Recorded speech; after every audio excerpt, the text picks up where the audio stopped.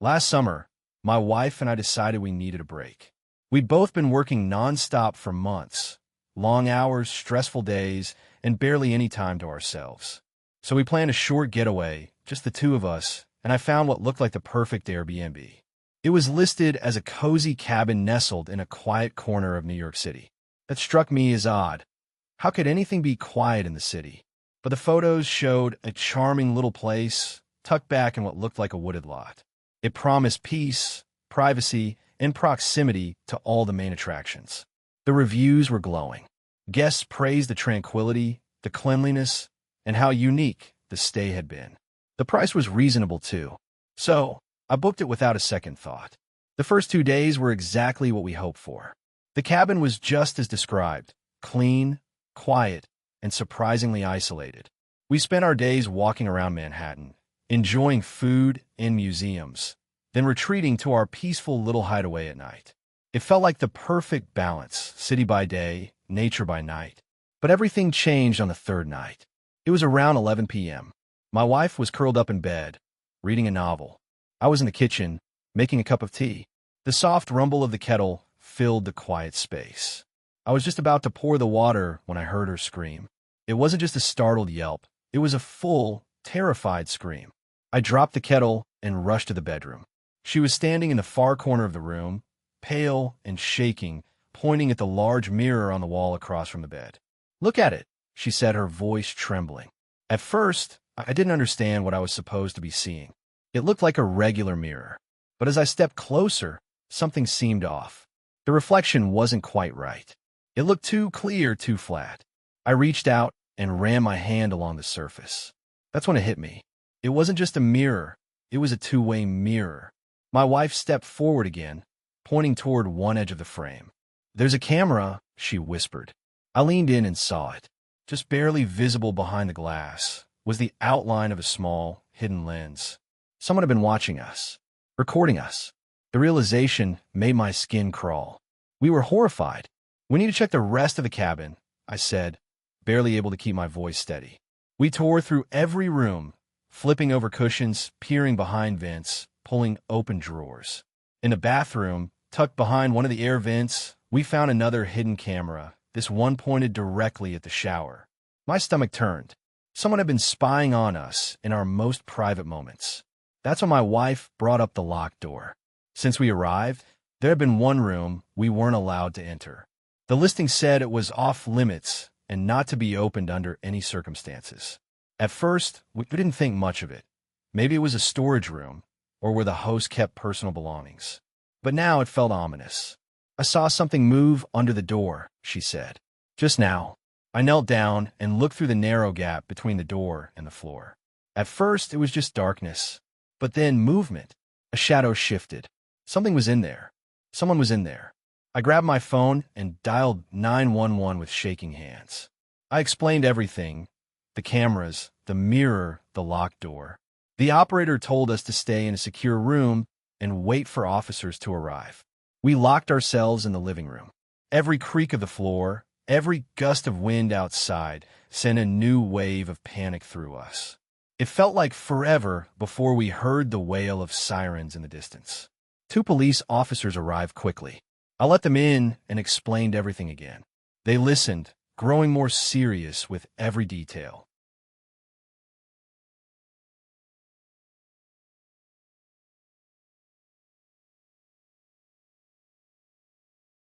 Then, they turned their attention to the locked door.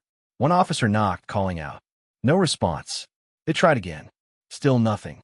After a moment, they forced the door open. Inside was a small, dimly lit room. Sitting at a desk, completely unfazed, was the owner of the cabin. He didn't even look up when they entered. On the desk in front of him was a laptop, and on the screen were live camera feeds from the bathroom, the bedroom, the living room. He had been watching us the entire time. The officers handcuffed him and let him out of the room. He said nothing. No panique. No excuses. Just a blank, expressionless face. Like this was just another day to him. "You did the right thing calling us," one of the officers told us. "We'll make sure he's charged for this." But those words didn't bring any comfort. We packed up and left immediately. We didn't even stay to grab a proper meal or sleep a few more hours. We just couldn't be there anymore. That night, as we drove to a hotel, I kept glancing over my shoulder, half expecting someone to be following us. Every headlight in the mirror made my heart skip. The next morning, we checked into a hotel downtown. But I couldn't sleep. Every knock on the wall, every whisper of air through the vents made me jump.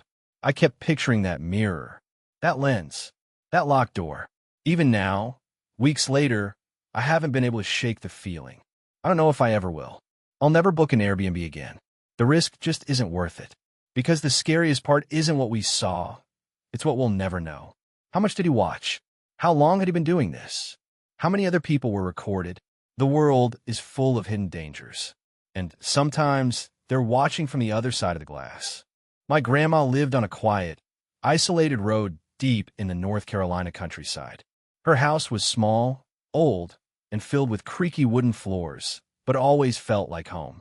Every summer, my mom, my younger brother Sam, and I would drive out there to stay for a week or two. It was something we all looked forward to. This year was no different. We were excited for our home-cooked meals, the fresh air, and the peace that came with being far away from everything. Sam had just turned 18, and I was a few years older. He loved running wild through the woods, and I enjoyed the slower pace of country life. Even Mom, despite the long drive, looked forward to the break. She'd get to relax and spend time with her mom while we wandered or helped around the yard. Most days were simple. We'd wake up early to the sound of birds outside, eat a big country breakfast, then split off and do whatever we felt like, reading, hiking, or helping Grandma with her garden. It was peaceful in the way that only rural life can be. But that peace was broken one morning in the most unexpected way. We were all sitting at the kitchen table, eating scrambled eggs and toast. The morning sun poured through the windows, and there wasn't a cloud in the sky. The birds chirped in the trees nearby, and for a moment, life felt perfect. Then we heard it, a low rumble outside. It was the sound of an engine. At first, we didn't think much of it, but it didn't fade away. It got louder, closer, and then stopped right outside the house. That wasn't normal. Hardly anyone ever drove down Grandma's road. The only regulars were the mailman or the occasional farmer passing by. Mom stood up and walked to the window. I saw her expression shift. "There's a truck out front," she said, her voice uneasy. "But no one's in it." Sam and I stood too. Sure enough, a dusty old pickup truck sat idling in front of the house. The engine was running, but there was no sign of a driver. No door opened, no one stepped out. Maybe they went into the woods. I offered, though the words felt hollow. Something didn't feel right. We watched the truck from the kitchen window.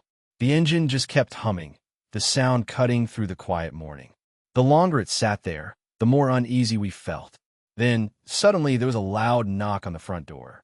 Not a gentle knock. This one was hard and deliberate, the kind of knock that made your heart skip a beat. It echoed through the house, and all of us froze. Sam, ever the brave one, walked cautiously to the door. He peeked through the peephole, then turned to us with wide eyes. "There's no one out there," he whispered. Before we could respond, another bang shook the door, louder this time, more aggressive. It sounded like someone wanted in. We didn't move. The room was thick with tension. Grandma sat still at the table. She looked calm, but her hands were trembling slightly. Then came another knock, this time from the window, the one right next to the table where we sat. We all turned slowly. Standing outside, pressed up against the glass, was a tall man wearing a worn-out baseball cap pulled low over his eyes. His clothes were muddy and torn. His face was hard to see in the shadow, but his eyes were sharp and cold. "My truck broke down," he said in a gravelly voice. "Mind if I come in and use the phone?" His tone was off. Too calm. Too casual for a man standing uninvited at someone's window. Mom moved toward the glass, staying calm. "Your truck's running," she said firmly. The man didn't flinch. He stepped closer to the window, pressing his face against the glass, eyes scanning the room before locking on Sam. "Any young men in there who can help me out?" he asked. But it didn't sound like a question. It felt like a demand. "We don't have a phone," Mom said, lying quickly. Still, he didn't leave. He just stood there, breathing slowly, his eyes locked on my brother. Then he started banging on the window. Hard. Just open the door, he growled. I need help. Sam didn't wait any longer. He disappeared down the hall, and when he returned, he was holding Grandma's old shotgun, the one she kept locked away for emergencies. Leave. Now, Sam yelled, raising the weapon. The man didn't move. He kept banging, louder, angrier. It felt like the windows might shatter. Without warning, Sam opened the door, just a crack, and fired a shot into the air toward the truck.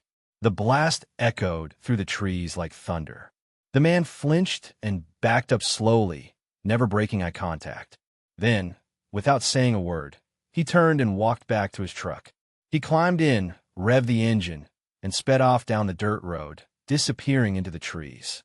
We stood in silence. The only sound left was the ringing in our ears from the gunshot. Sam locked the door behind him. Mom grabbed her phone and called the police. When they arrived, they searched the area but found no sign of the truck. It was like the man had vanished. No neighbors had seen a vehicle like his, and no one else had reported anything strange. The police promised to patrol the area more often, but we all knew it wasn't likely they'd find him. After that, we didn't sleep well for the rest of the visit. We double-checked the locks, closed every curtain, and kept the shotgun loaded just in case. To this day, we don't know who that man was or what he really wanted. But I'm sure of one thing. He didn't come for help. In May of 2020, after months of lockdown and isolation, I went on a cruise with my mom and some extended family. We all needed a break, some kind of escape from the weight of reality. The sea air felt fresh and wide open, and for the first time in a long while, I felt free. The cruise ship was enormous. It had everything from pools and theaters to restaurants and lounges. It was supposed to be a relaxing time, just sun, good food, and a much-needed reset. But from the very first morning, something felt off. It was around 8 when we all headed to breakfast. The dining area was a large, open space with buffet stations and floor-to-ceiling windows overlooking the ocean. Sunlight flooded the room, and the gentle rocking of the ship only added to the peaceful atmosphere. My family was chatting quietly, still waking up but already excited for the day ahead. I was too busy filling my plate with scrambled eggs and pancakes to join the conversation. I picked a table by one of the big windows. I wanted to enjoy my breakfast while watching the waves. The rest of my family was still in line, so for a few moments, I sat alone. Then, someone sat down at the table across from me. At first, I didn't think much of it. The room was busy and seats were limited. But something about this man made my stomach tighten. He had no plate, no drink, no food at all. He just sat there, directly across from me, staring. His eyes didn't blink. He didn't look away. It was as if he was studying me. Not casually, but intensely. Like I was some sort of puzzle only he could see. I tried to ignore him, brushing it off as awkwardness or maybe even just bad social skills. But then, he smiled. It wasn't a kind or friendly smile. It was cold, empty, the kind of expression that makes your skin crawl without knowing why. I looked away and focused on my plate, hoping he'd get bored and leave. My heart had started beating faster, but I kept telling myself not to overreact. People stare sometimes. That's all. When I glanced up again, he was gone. Just like that. His chair was empty, and I hadn't even seen him leave. Relief washed over me, but something about the encounter lingered in the back of my mind. I almost said something to my mom, but what would I say? A man sat near me and looked at me weird. It felt silly, so I let it go. The rest of the day passed normally. We swam in the pool, saw a show, and wandered the upper deck as the sun set.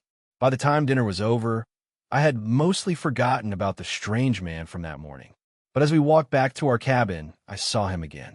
He was a few paces behind us, walking slowly, deliberately. He wasn't hiding.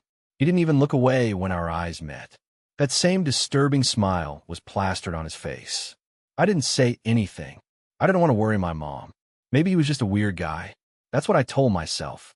But deep down, I knew it wasn't that simple. We reached our cabin, and I quickly stepped inside, locking the door behind us. I stood there for a moment, listening, waiting, but all I heard was silence. Still, I couldn't shake the feeling of being watched. For the rest of the trip, I kept seeing him, standing by the pool, watching from a far corner of the lounge, always alone, always staring. and always with that unsettling grin. I tried my best to act normal, to pretend he wasn't there, but I could feel his eyes like a weight on my shoulders. And then, on the final day, just as we were lining up to disembark, he approached me. This time, he walked straight up to me.